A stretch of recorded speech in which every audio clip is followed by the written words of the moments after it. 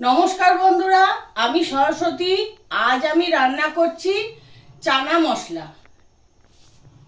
এখানে আমি কাবলি ছোলা নুন দিয়ে খাওয়ার সোডা দিয়ে যে ভিজিয়ে রেখেছি, 3-4 ঘন্টা ভিজিয়ে রেখেছি। কিমা, এই যে কিমা ছোট ছোট করে কেটে রেখেছি। তারপরে টমেটো কুচি এই ছোট ছোট করে কেটে রেখেছি। পেঁয়াজ ছাড়িয়ে রেখেছি।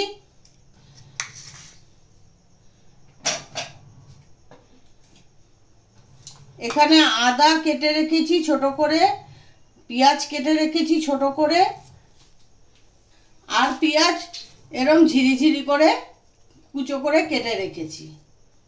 নুন, আমি আগেই বলেছি নুন দিয়ে খাওয়ার সোডা দিয়ে এটা ভিজিয়ে রেখেছিলাম।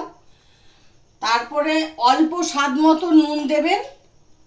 আর এখানে লাগছে হলুদ, এখানে লাগছে লঙ্কা, লাগছে একটু গরম মশলা, লাগছে চিনি,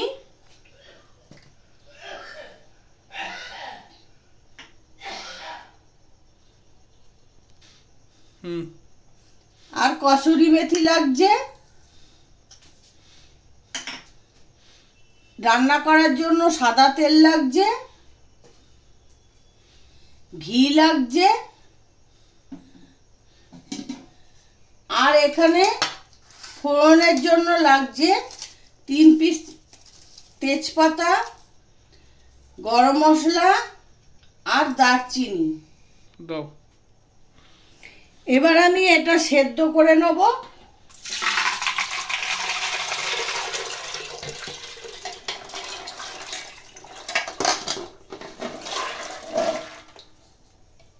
সেদ্ধ করে নেব।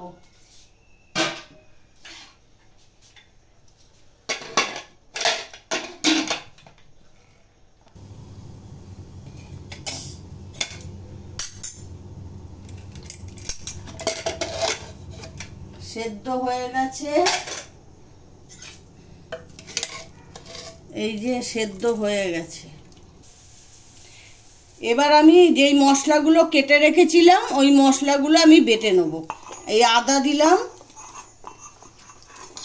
আর এই পেঁয়াজ দিয়ে দিলাম,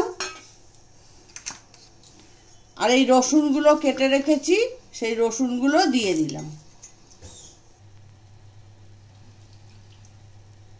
তেল দিয়ে দিলাম। এবার আমার তেলটা গরম হয়ে গেল, কড়াতে তেল দিয়ে দিয়েছি। এই যে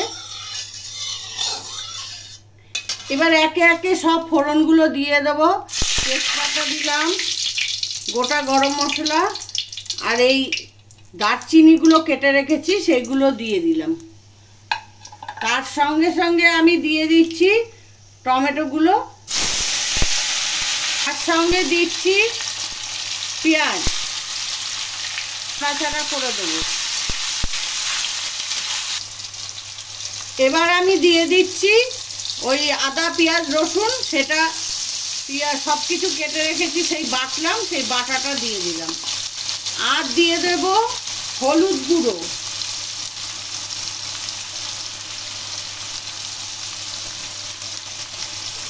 এখানে আমি 3 চামচ হলুদ গুঁড়ো দিয়ে দিলাম। দিয়ে দেব লঙ্কা গুঁড়ো,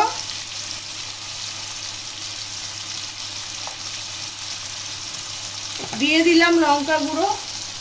আবার একটু নাড়াচাড়া দেব।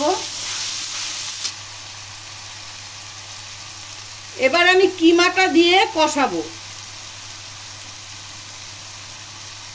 মটন কিমাটা দিয়ে আমি এবার কষিয়ে নিচ্ছি। আমি আগেই বলেছি সেদ্ধ করার সময় আমি নুন দিয়েছি, তা স্বাদ মতন আপনারা নুন দেবেন। আমি আর একটু নুন দিয়ে দিচ্ছি, 1 চামচের মতন নুন দিয়ে দিলাম।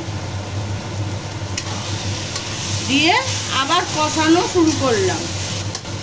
তারপরে আমি দেখাচ্ছি।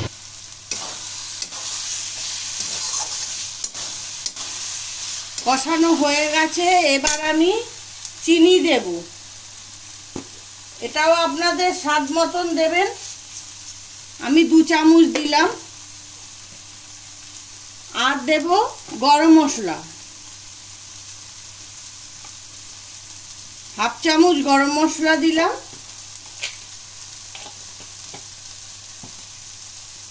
আবার একটু নাড়াচাড়া করে দিই। এবার আমি ওই কাবলি ছোলাটা সেদ্ধ করে রেখেছি সেটা আমি দিয়ে দিচ্ছি।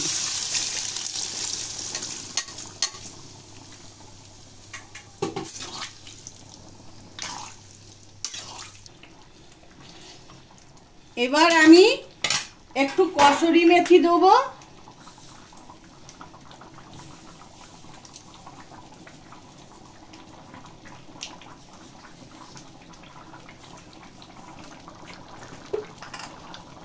আর একটু ঘি দেব, একটু নাড়াচাড়া করে দেবো। সার্ভ করে আপনাদের পরে দেখাচ্ছি।